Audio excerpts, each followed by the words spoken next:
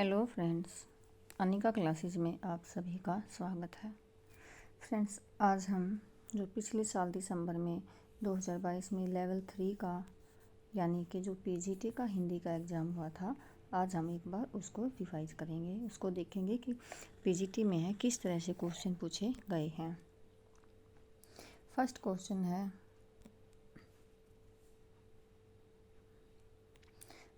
है किस विकल्प में शब्द युग्म प्रदीप और प्रतीप का सही अर्थ भेद प्रयुक्त हुआ है। यानी कि हमें प्रदीप और प्रतीक का जो सही अर्थ है वो बताना। तख्ता, प्रतिज्ञा, दीपक उल्टा, दीपक समूह, मूंगा सबसे बड़ा।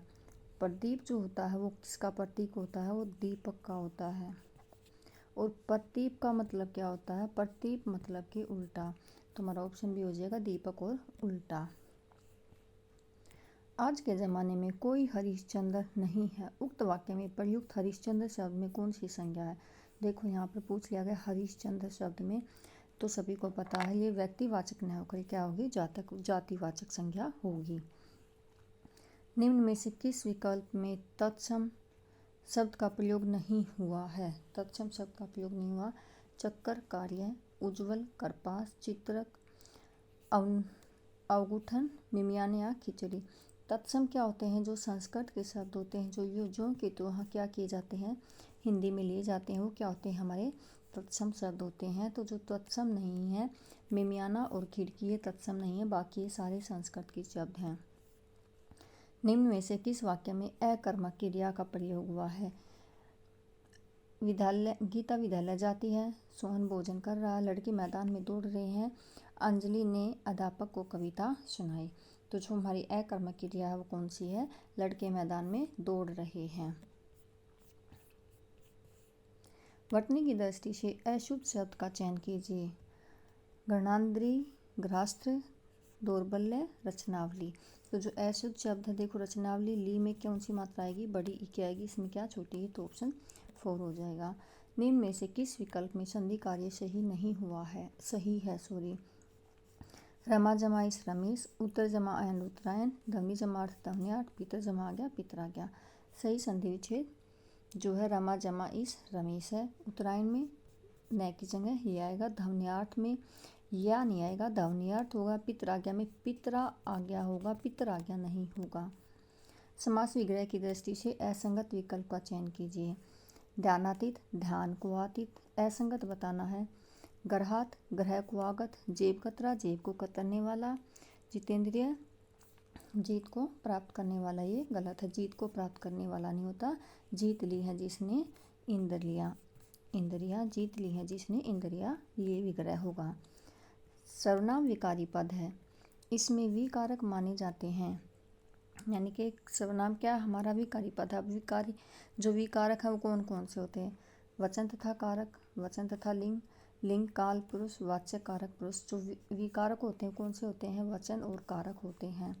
किस विकल्प के सभी शब्द शुद्ध हैं? अब शुद्ध शब्द बताना है। वशिष्ठ, उद्धरगामी, गिरिधर, अंतर्ध्यान, जुखाम, चिंगारी, विवाहितर, अमचूर। तो विवाहितर, अमचूर क्या है? ये सभी शब्द शुद्ध हैं। देखो 2 क्वेश्चन तो हमारे शुद्ध और अशुद्ध के ही पूछ लिए गए हैं।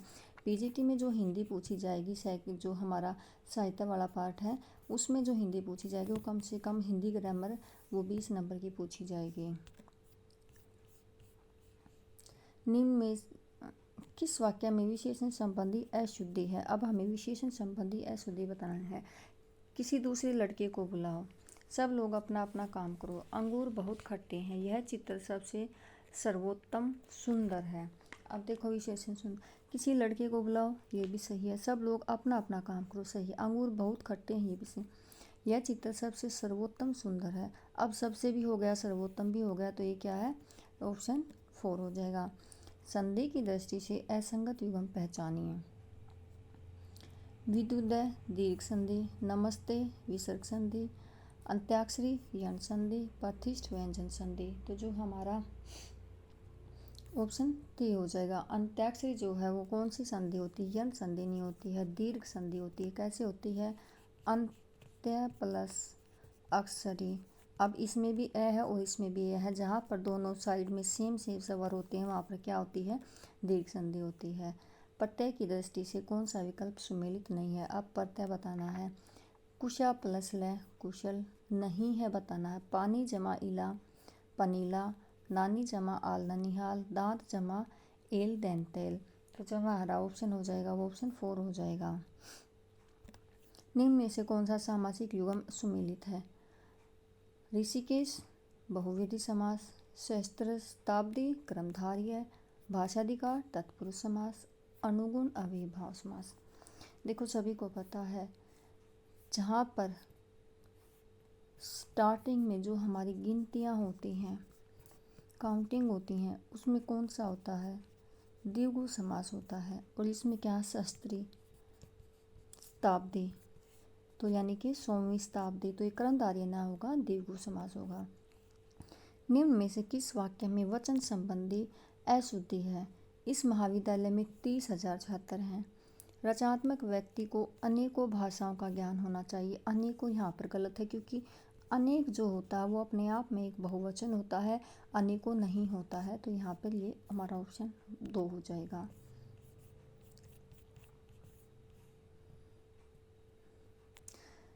जय ढह पे उक्त वर्णों को क्रमशः उच्चारण स्थान है। मैंने देखो ये कराए भी थे, ये बहुत इंपॉर्टेंट है। टीजीटी में भी कम से कम 2 क्वेश्चन पूछे जाते हैं और पीजीटी में भी। जो हमारी 15 नंबर की व्याकरण पूछी जाती है उसमें भी 1 क्वेश्चन उसमें पूछा जाता है, 1 या 2 क्वेश्चन हमारा जो दूसरा साहित्य वाला पार्ट होता है उसमें भी पूछा जाता है। जय ढह पे वर्णों को क्रमशः उच्चारण बताना है। तो जय ढह पे क्या होते हैं, ये हमारे तालु मूर्धा और ओष्ठ पे हमारा क्या है, ओष्ठ है। मन चंगा तो कटौती में गंगा, उक्त लोकोक्ति का उचित भावार्थ चुनना है। सामर्थ्य से अधिक बात करना, मन की शांति और पवित्रता ही सर्वानंद है। मन निरंतर अस्थिर रहना, मजबूत होकर काम करना। तो हमारा ऑप्शन 2 हो जाएगा। मन चंगा तो कटौती में गंगा, मन की शांति एवं पवित्रता ही सर्वानंद है। किस वाक्य में कर्मवाच्य नहीं है। लड़की से रोया भी नहीं गया। देखो बी नहीं गया तो यहाँ पर पता भाववाच्य हो गया, तो हमारा ऑप्शन ए ही हो जाएगा। किस विकल्प के परस्पर विपरीतार्थी नहीं है। गृहस्थी सन्यासी, कर्ष स्थूल, अवसर शुभ अवसर, चिरतन सनिक। तो अवसर और शुभ अवसर दोनों एक ही होते हैं। अवसर का अनअवसर हो जाएगा, तो हमारा ऑप्शन सी हो जाएगा। संधि की दृष्टि से असंगत विकल्प का चयन कीजिए। षड जमा आत्मा, षडात्मा, उद जमा स्वसन, उत्श्वसन, वाणी जमा उचित, वाणी उचित, शीत जमा ऋतु, शीत ऋतु। तो हमारा असंगत बताना है संधि की दृष्टि से, तो हमारा ऑप्शन 3 हो जाएगा। वाणी योचित, इसमें क्या है, वर्दी संधि हो जाएगी और यहाँ पे क्या होगी, मात्रा की वर्दी हो जाएगी। नेक्स्ट क्वेश्चन है हमारा, कौन सा विकल्प कारक की दृष्टि से असंगत है। देखिए व्याकरण का इन्होंने कोई भी चैप्टर नहीं छोड़ा, हर एक चैप्टर से एक ही क्वेश्चन उठाया है, तो हमें व्याकरण जो है वो देखनी बहुत जरूरी है। मोहन कार से बाजार गया, करण कारक। बच्चा साइकिल से गिर गया, आपादान कारक। 4 दिन की चांदनी, फिर अंधेरी रात, संप्रदान कारक। लड़कियां कक्षा में बैठी हैं, अधिकरण कारक।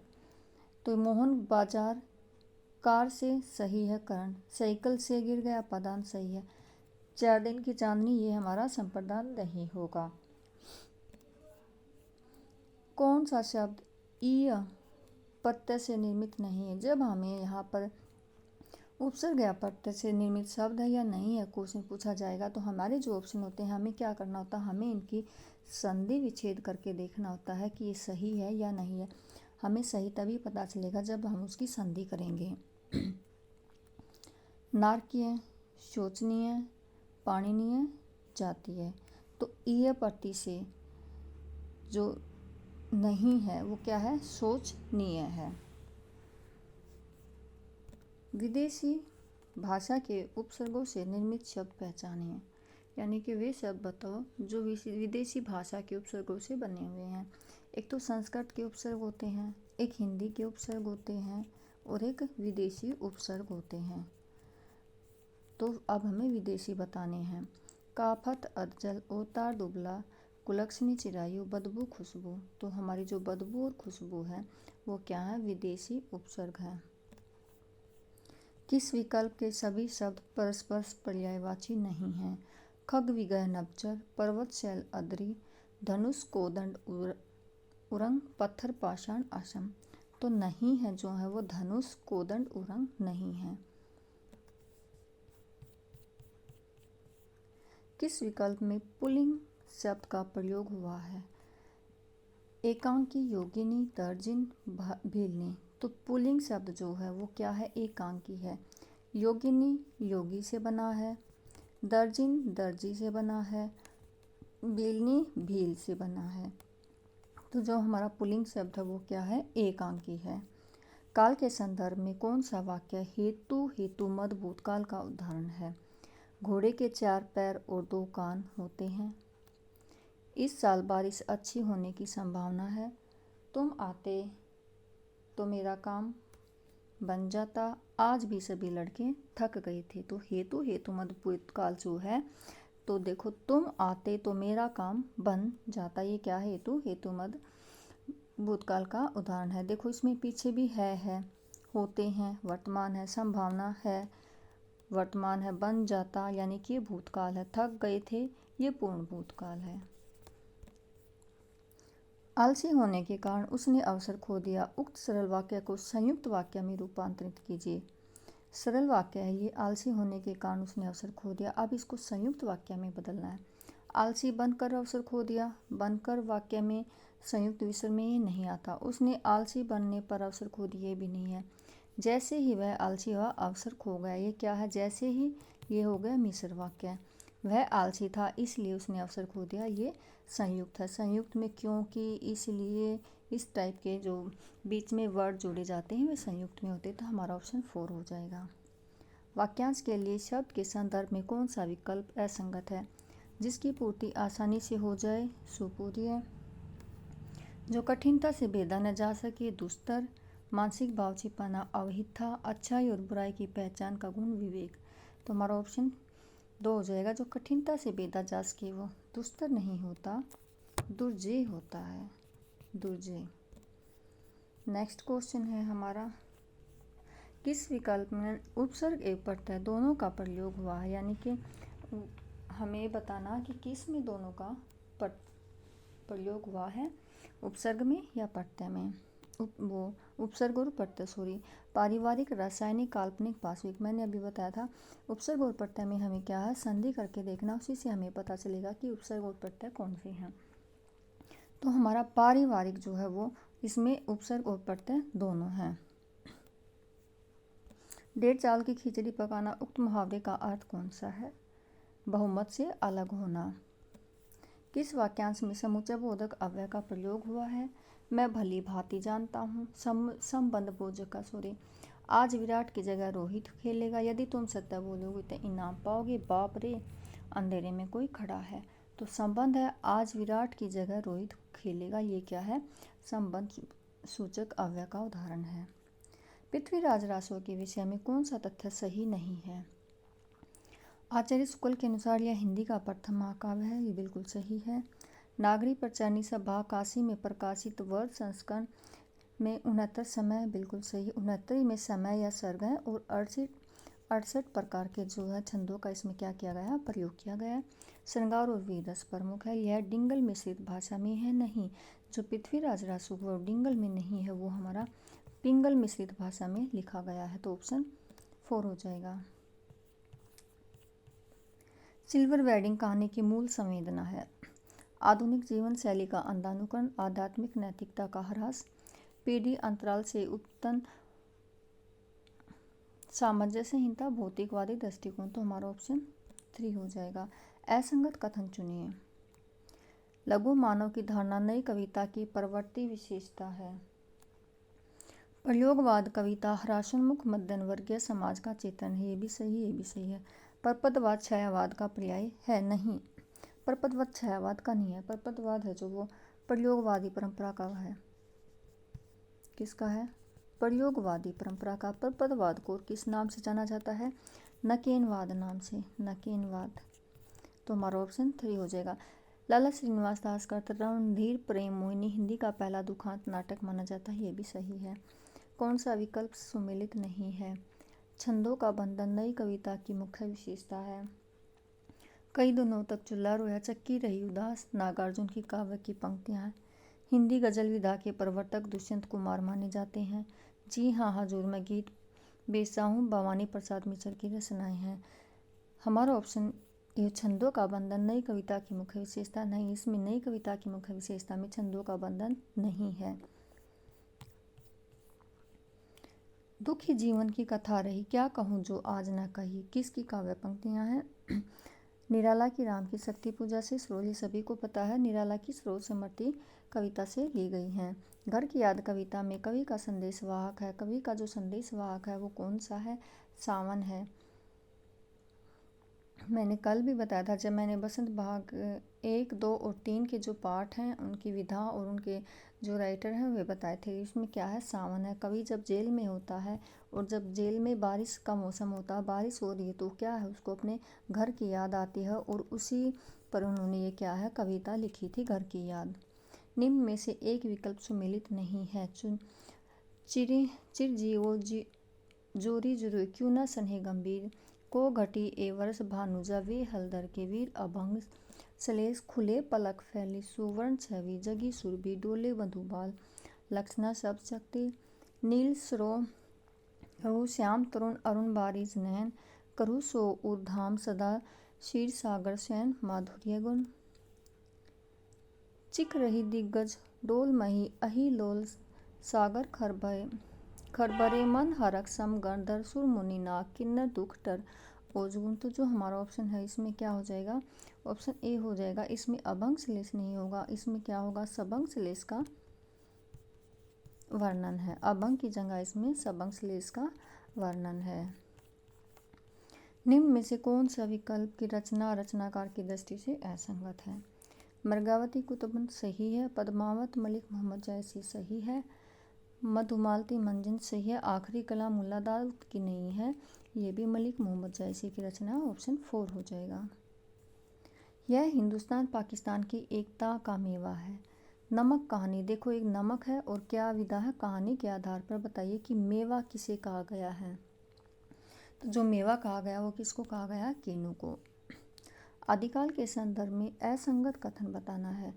साहित्य लेखन की सर्वोत्कृष्ट पद्धति विधेयवादी पद्धति है जिसके जनक बेनतेन महोदय हैं, बिल्कुल सही है।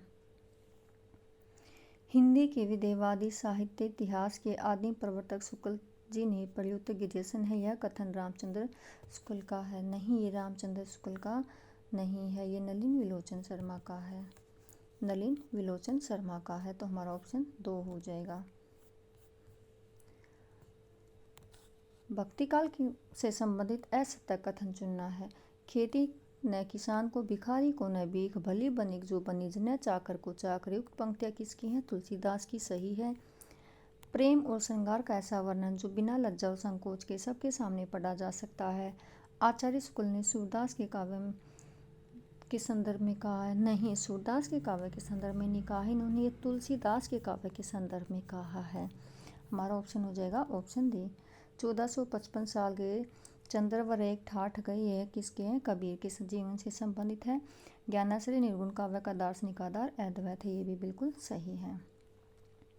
घनानंद को साक्षात रसमूर्ति प्रेम की पीर एवं यातना का कवि किसने कहा? सभी को पता है, आचार्य रामचंद्र शुक्ल ने। मेरे मालिक एक सुर बख्श दे, सुर में वह तासीर पैदा किए, आँखों से सच्चे मोती की तरह अनपढ़ आंसू निकल जाए। यह इबादत किसके द्वारा दी गई थी? तो उस्ताद बिस्मिल्लाह खां के द्वारा दी गई थी। नीलू नीलिमा नीलोफर उपन्यास के रचयिता कौन है? किसने लिखा था? भीषम साहनी ने लिखा था। हिंदी शब्द के सामान्य अर्थ के अंतर्गत वे बोलियां आती हैं जो थोड़े से स्थानीय भेदों और परिवर्तनों के साथ बनारस और बिहार तथा समर्पित विजित प्रांतों के अधिकांश हिंदू जन समूह द्वारा व्यवहृत होती है। कथन किसका है? विलियम प्राइस, गिलक्राइस्ट, लॉर्ड हेमहर्स्ट या कैप्टन टेलर का? तो ये लॉर्ड हेमहर्स्ट का कथन है। देखो 1-2 क्वेश्चन तो ऐसा आएगा जो हमारी 60 नंबर की जो हिंदी आती है साहित्य वाली, उसमें 1 या 2 क्वेश्चन तो कन्फ्यूजन वाला आएगा जो हमें पढ़ा ही नहीं होगा तो वो ऐसे घबराने वाली बात नहीं, क्योंकि बाकी तो हमें आती हैं, बाकियों पे हमें ज़्यादा फोकस करना है। इसमें नेगेटिव मार्किंग तो है नहीं। हम इनमें इस टाइप के क्वेश्चनों में क्या है, हम इनमें तुक्का भी लगा सकते हैं जो हमने पढ़े ही नहीं है। असंगत कथन चुनिए। भूषण को कवि भूषण की उपाधि सोलंकी राजा रुद्र शाह ने प्रदान की, बिल्कुल सही है। आचार्य हजारी प्रसाद द्विवेदी ने रीतिकाल कवि केशव को कठिन काव्य का प्रेत कहा है, नहीं, हजारी प्रसाद द्विवेदी ने नहीं कहा था, ये आचार्य शुक्ल ने कहा था। देखो अभी जो क्वेश्चन हमने पढ़े हैं, एक बात आपने देखी, एक तो इसमें आदिकाल और भक्ति काल से ज़्यादा क्वेश्चन पूछे गए हैं, और इसी में नहीं, जो क्वेश्चन पेपर जो 2 या 3 साल के आप देखोगे तो उसमें जो आदिकाल, भक्तिकाल और रीतिकाल, सिर्फ हमें इन तीनों पर ही फोकस करना। मैं ये नहीं कह रही कि हमें पढ़ना नहीं, बाकी जो हमें बिल्कुल डिटेल में पढ़ना है, इन तीनों को एक बार हमें बिल्कुल से देखना है। बाकी जो हमारे सिलेबस में जितने भी राइटर लगे हुए हैं, उनकी सारी रचनाएँ, उनके जो उन्हें पुरस्कार मिले हैं, वे उनकी रचनाओं को भी बिल्कुल ध्यान से देखना है। डायरी के पन्ने नामक डायरी अंश में लेखिका की ने किट्टी का संबोधन किसे दिया है? माँ को, बहन को, अध्यापिका को, गुड़िया को। तो उन्होंने गुड़िया को कहा है। उदाहरण एवं अलंकार की दृष्टि से असंगत विकल्प चुनिए। उर अंकुरित गर तरु रूपक अलंकार है। कोमल कुसुम समान देहा हुई तप्त आंगरमय अंगारमयी उपमालंकार है। बसंत देहु ब्रज में हमें बसंत देहु ब्रजराज सलेस है।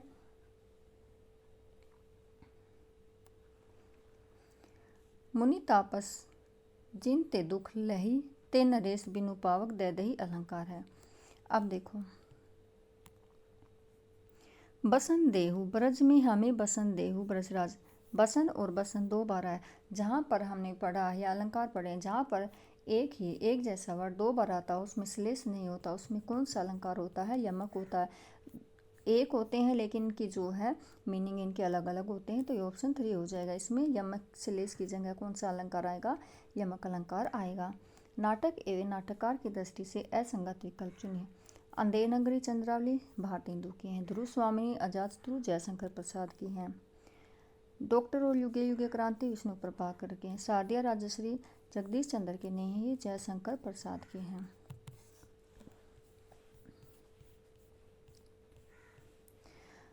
कौन सा विकल्प सुमेलित नहीं है? ब्रह्म संप्रदाय मध्वाचार्य द्वैतवाद का है। रुद्र संप्रदाय विष्णु स्वामी शुद्धाद्वैत का। श्री संप्रदाय रामानुज विशिष्टाद्वैत का। सनकादि निम्बार्क ब्रह्म संप्रदाय मध्वाचार्य का, बिल्कुल सही है। रुद्र संप्रदाय विष्णु स्वामी का है, ये भी सही है। श्री संप्रदाय रामानुज का है, ये भी सही है। सनकादि संप्रदाय ये निम्बार्काचार्य का है, लेकिन जो औचित्य भेदा वेद है ये निम्बार्काचार्य का नहीं है। ये दोनों सही हैं लेकिन ये नहीं है। अप्पू के साथ 2.5 साल रचना किस विधा की रचना है? तो ये अप्पू के साथ 2.5 साल संस्मरण विधा है, ये सिलेबस में भी लगी हुई है। रघुवीर सहाय की रचना नहीं है। आत्महत्या के विरुद्ध चक्रव्यूह लोग भूल गए सीढ़ियों पर डूब, तो चक्रव्यूह है ये रघुवीर सहाय की नहीं है, किसकी है? गुरु द्रोण की है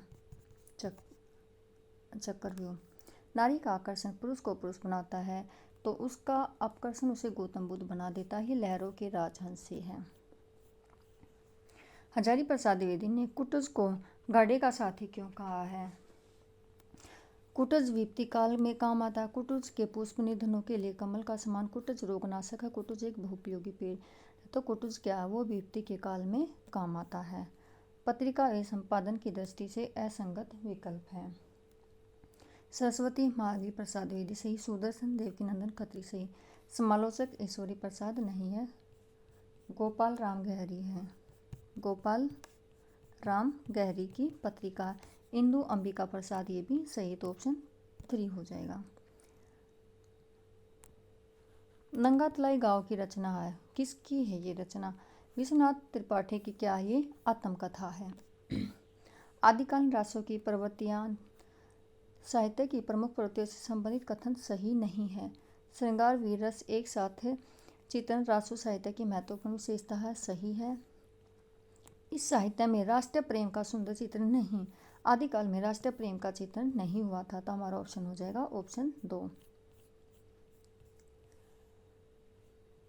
फिर से हमारा आदिकाल से क्वेश्चन है, हिंदी साहित्य का आदिकाल मिलाने वाले, हिंदी साहित्य का आलोचनात्मक, हिंदी नवरत्न, हिंदी साहित्य का आधा इतिहास, हिंदी साहित्य का आधा इतिहास किसका? सुमन राजे का। हिंदी नवरत्न मिश्र बंधु का है। हिंदी साहित्य का आलोचनात्मक इतिहास राम कुमार वर्मा का, और हिंदी साहित्य का आदिकाल किसका है? हजारी प्रसाद द्विवेदी का है। हमारा ऑप्शन हो जाएगा ऑप्शन ए। हिंदी साहित्य के आदिकाल से संबंधित नामकरण के विषय में कौन सा विकल्प सम्मिलित नहीं? चित सामंत राहुल सकरता ने सही है। आदिकाल रामचंद्र शुक्ल ने नहीं, रामचंद्र शुक्ल ने आदिकाल को वीर गाथा काल कहा था। आदिकाल को आदिकाल किसने कहा था? हजारी प्रसाद द्विवेदी ने कहा था। बीजोपन काल महावीर प्रसाद द्विवेदी सही है। संधि एवं चारण काल राम कुमार वर्मा, ये भी सही है। प्रेमचंद के किस उपन्यास में विधवा जीवन की विषम समस्याओं का चित्रण है? निर्मला, प्रतिज्ञा, सेवा सदन, प्रेमाश्रम। तो प्रतिज्ञा में। प्रेमचंद के जितने भी उपन्यास हैं, जो उपन्यास उर्दू से हिंदी में रूपांतरण हुए हैं, हमें ये याद करने। उनकी एक मैं शॉर्ट वीडियो सिर्फ उन्हीं उपन्यास की आज या कल में डाल दूंगी, और उनकी जो विषय वस्तु है वो क्या है वो भी मैं डाल दूंगी, ये भी याद करने हैं। क्योंकि जो सिलेबस में प्रेमचंद हमारा लगा हुआ नादान दोस्त, तो उससे रिलेटेड कोई भी रचना पूछ सकते हैं, उपन्यास, कहानी, नाटक जो भी है वो पूछ सकते हैं। तो प्रेमचंद से ज़रूर पूछा जाएगा हर बार। प्रेमचंद से, महादेवी वर्मा से, हजारी प्रसाद द्विवेदी से, इनसे हर बार एक क्वेश्चन जरूर पूछा जाता है। और हमें आदिकाल, भक्तिकाल और रीतिकाल, इन तीनों की विशेषताएं और इनमें जितने भी आदिकाल का नामकरण है, आदिकाल के नामकरण आदिकाल की विशेषताएं हैं, ये याद करनी है। भक्तिकाल में जितने भी वाद हैं और जितने भी प्रवर्तक हैं, ये हमें याद करने हैं। जितने भी संप्रदाय चलाए हैं, किसने चलाए हैं, किसका संबंध किस संप्रदाय से, ये याद करना है।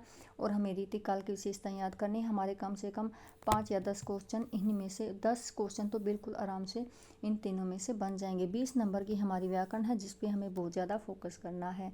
तो पेपर ज़्यादा कठिन नहीं होगा, पेपर बिल्कुल ईजी होगा। बस हमें जो अपना पढ़ना है, पढ़ने के हमें देखना हमें तैयारी किस हिसाब से कर रहे हैं। हमें तैयारी अपने बिल्कुल अच्छे हिसाब से करनी है।